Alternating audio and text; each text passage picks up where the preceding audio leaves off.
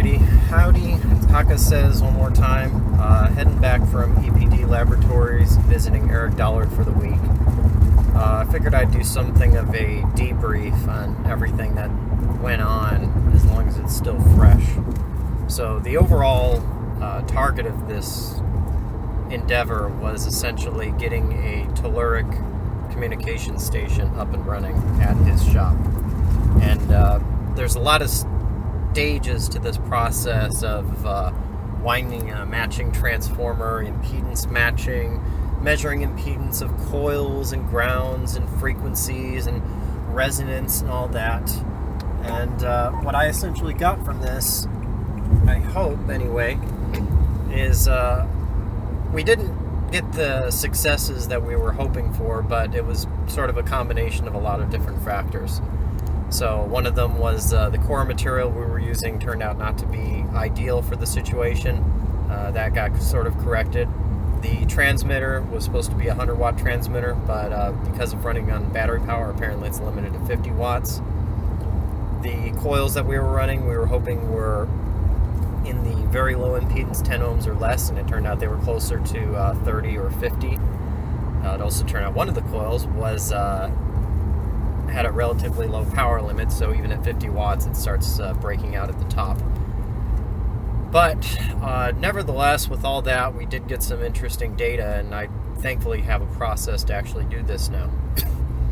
So obviously decompressing and things like that, but one of my short-term goals as soon as I get back is going over a lot of the notes that I took and collating everything and putting it as a how-to guide, essentially, maybe a Word document or a web page or something.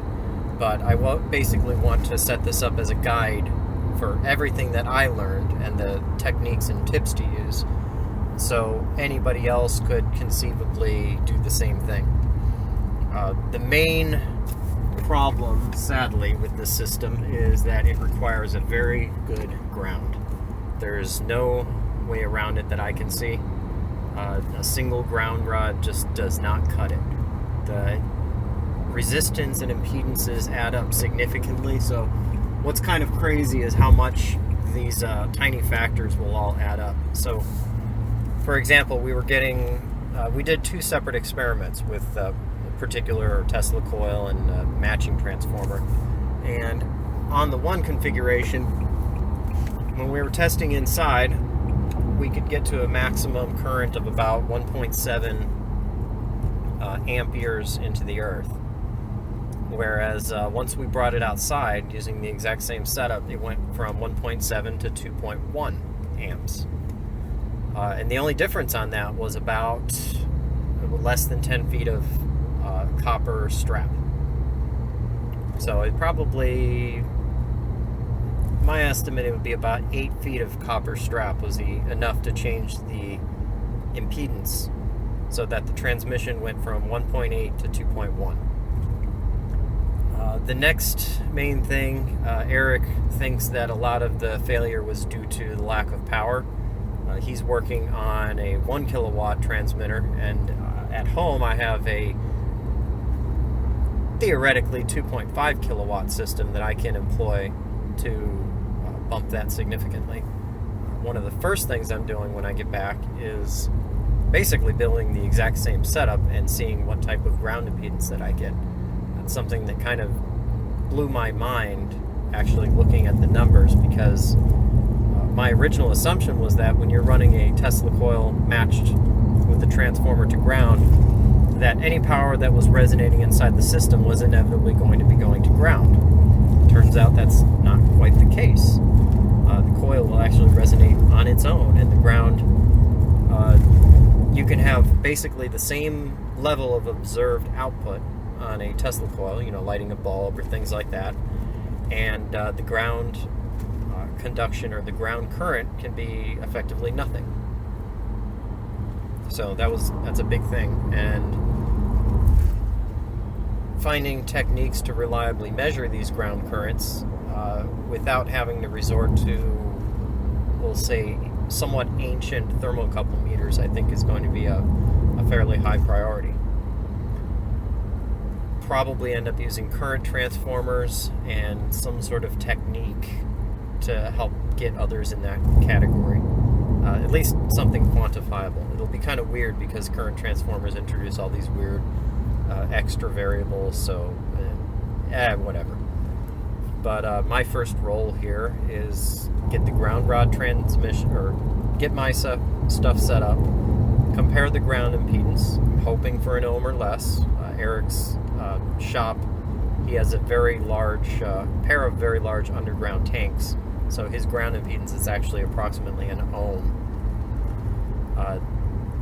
The full system impedance that we were able to achieve where he was at was 12.5 ohms of equivalent resistance when we were transmitting. So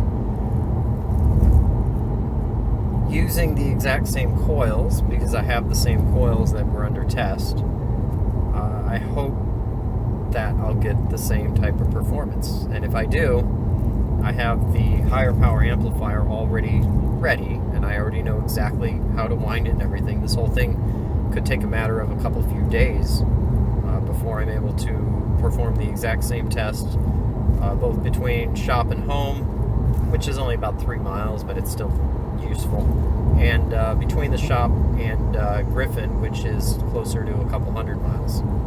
So there's also going to be a possibility of more SDRs in Southern California, so I can more likely match up as long as I'm transmitting something reliably and as long as the receiving station has a decent ground configuration.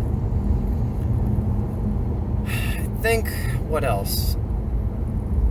We touched on pretty much everything.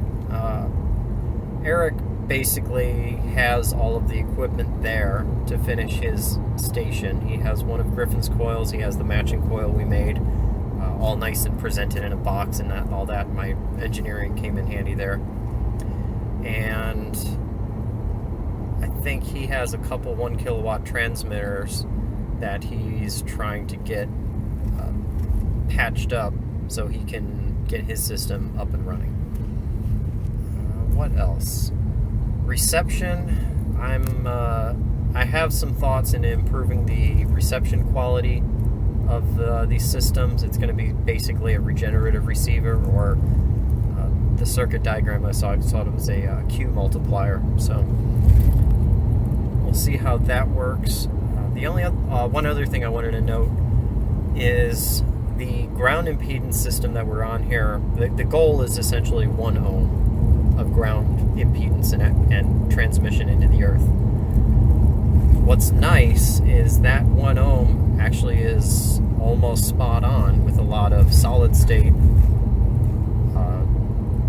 MOSFETs.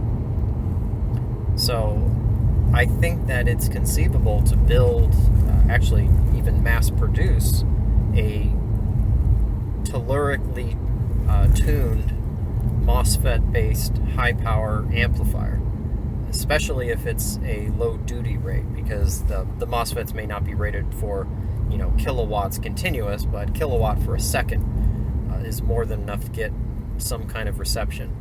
So basically, instead of having to do our current setup, which is say a solid-state amplifier will have 1 ohm impedance that it steps up inside the amp to 50, and then that 50 amps has to be stepped back down again in a matching transformer down to 1. So you see there's sort of 2 extra steps there, adding and subtracting the same amount of impedance. So I think even if it's not that much more efficient, I think it would be much simpler and easier to calibrate, or easier to configure overall.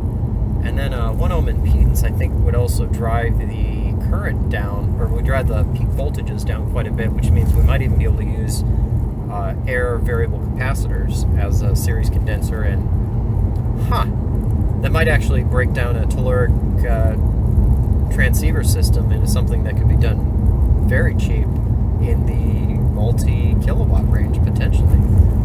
So I just want to keep a note of that so I don't forget it.